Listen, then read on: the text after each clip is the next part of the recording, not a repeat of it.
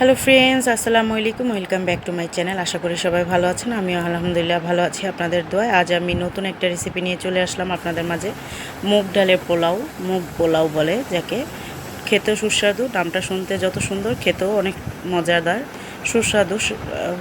তো চলুন দেখে নিই কী কী লাগছে। এই যেখানে আমার 1 কেজি চাউল আমি নিয়েছি, চিনি গুঁড়া চাউল।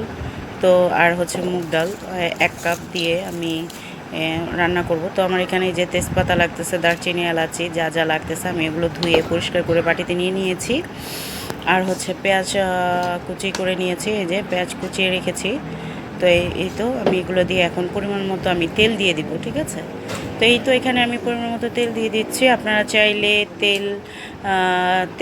তেলও দিতে পারেন, পাশাপাশি কি সামান্য তেল, তারপর হচ্ছে ঘি অ্যাড করতে পারেন। বাট আমি এটা অ্যাড করব না, কারণ অ্যাকচুয়ালি যে গরম পড়তেছে এই গরমে ঘিটা না অ্যাভয়েড করাই ভালো। তো আমি আর এটা ঘিটা দিলাম না। আমি এখন এখানে পেঁয়াজ কুচিগুলো দিয়ে দিব। দিয়ে এই তো পেঁয়াজ কুচি দিয়ে দিলাম, পেঁয়াজ কুচি দিয়ে দিলাম। আর হচ্ছে যে এখন মশলাগুলো দিয়ে দিব এখানে। তো বন্ধুরা, আমি আপনাদেরকে খুবই সহজ পদ্ধতিতে, আমি ইজি ওয়েতে আমি মুগ পোলাও রান্না তুলে ধরেছি, যেন নতুন আপুরা যারা আছে তারাও যেন দেখে শিখতে পারে, এবং কি ব্যাচেলররাও একদম সহজ ওয়েতে, ইজি ওয়েতে রান্না করতে পারবে।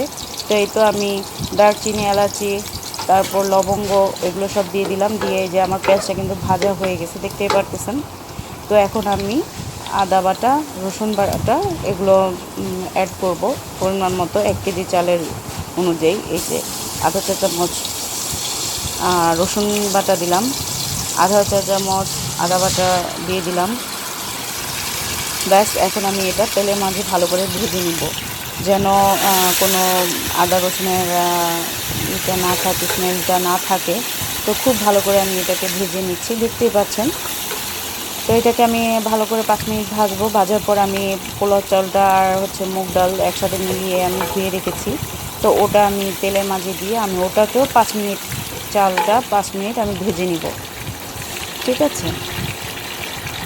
তো বন্ধুরা, এই তো আমি দেখতেই পাচ্ছেন আমি খুব সময় নিয়ে আমি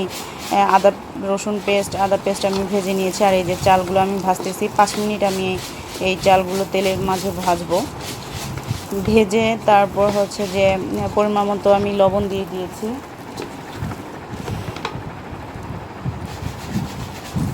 তো পরিমাণ মতন আমি লবণ দিয়ে দিলাম। দিয়ে এখন আমি পানি অ্যাড করে দিব।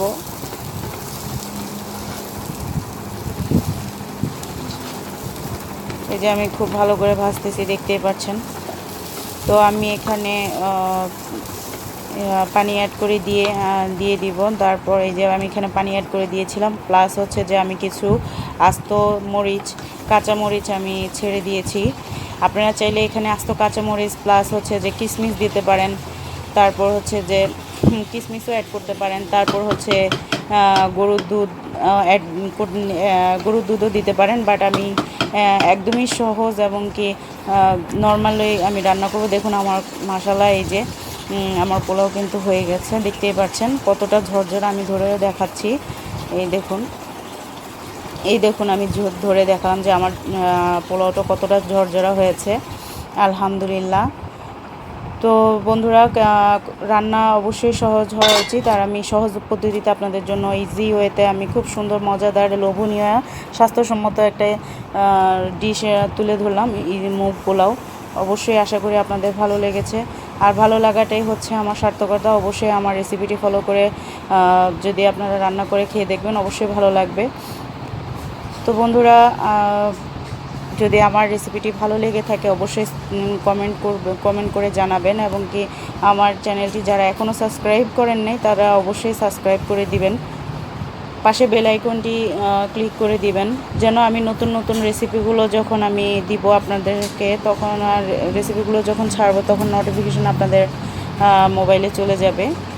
তো দেখুন কত সুন্দর লাগতেছে মুগ পোলাও।